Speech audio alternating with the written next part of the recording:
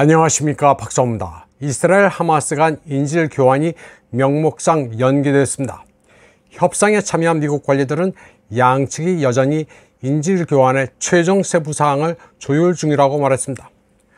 또 이스라엘 고위 관리는 이스라엘 하마스 간 인질 교환이 금요일까지 연기될 것이라고 말했습니다.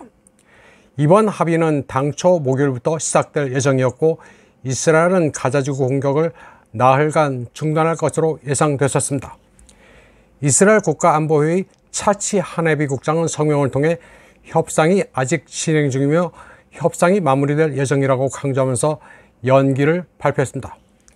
그런데 인질 교환이 잠정 연기된 것인지 아니면 파기된 것인지는 좀 더 두고 봐야 합니다.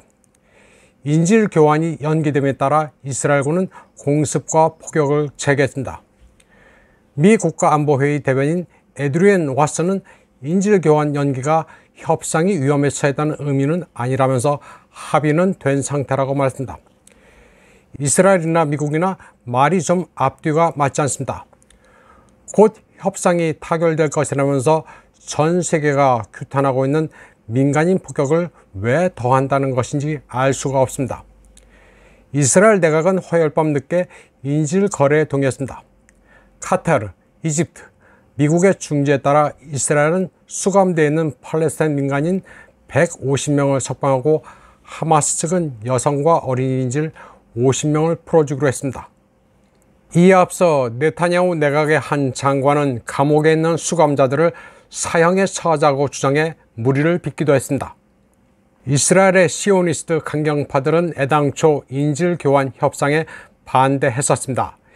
이스라엘 시오니스트들은 자국민의 목숨이 어떻게 되든 큰 관심이 없습니다. 적과 인질은 모두 제거해도 좋다는 한니발 지침을 아직도 따르고 있는 자들이 많습니다. 전쟁광 네타냐후는 이스라엘 국내에서도 여론의 반발에 부딪히고 있습니다.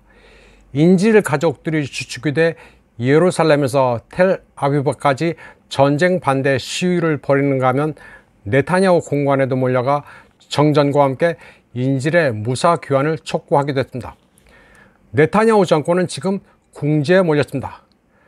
자국민의 반대에다가 전 세계적으로도 이스라엘 보이콧 운동이 거세게 일고 있습니다. 게다가 이스라엘이 둘째 가라면 서러울 선전전에서도 밀리고 있습니다. 이스라엘의 거짓 선전을 세계인들이 눈치채고 있습니다. 하마스를 비판하는 이스라엘 선전의 허점을 다들 간파하고 있습니다. 이스라엘의 언론 통제도 지금은 먹히지 않습니다. 예를 들어 알-시파 병원 지하의 터널이라는 것도 이스라엘이 예전에 파놓은 시설이라는 것을 에후드 바락 전 이스라엘 총리가 시인했습니다. 바락 총리를 인터뷰하던 CNN의 아만포가 깜짝 놀라 혹시 말 실수를 한 게 아니냐고 확인할 정도였습니다. 또 가자지구 전장 상황도 녹록지 않습니다. 지금 매스미디어는 이스라엘군이 하마스를 소탕하는 것 같지만 여러 군사 전문가들은 달리 보고 있습니다. 이스라엘군은 북부 레바논 국경에서는 헤즈볼라의 거센 공격으로 큰 피해를 보고 있습니다. 동시에 가자 지구내에서는 공세를 펼치는 게 아니라 오히려 수세라고 분석하는 이도 있습니다. 미국의 군사 전문가 스콧 리터는 이스라엘이 지금 패닉 상태라고 분석했습니다. 시가전에서 하마스 정예부대 알-카삼 여단에 의해 이스라엘 전차들이 벌써 200대가량 격파되는 등 작전에 제동이 걸렸다고 분석했습니다. 펜타곤 고문을 지냈던 예비역대령 더글라스 맥그리거도 하마스가 이스라엘군을 격파했다면서 이제 이스라엘은 항복을 하든지 아니면 핵무기를 사용하는 옵션만 남았다고 말했습니다. 맥그리거 대령은 이스라엘이 국가로서 존속하기 어렵다고 단언하기도 합니다. 또 네타냐후는 자국민에 의해 끌려 내려올 것이라고도 예측했습니다. 스콧 리터나 더글라스 맥그리거는 실전 경험이 있는 군사 전문가입니다. 다 나름 근거도 있고 듣는 게 있으니 하는 얘기입니다. 중동 사태 전문적인 브렉스루 뉴스는 도대체 정전이라는 게 지켜줄 수 있는지 의문을 표하면서 하마스가 패배할 수는 없다고 분석하고 있습니다.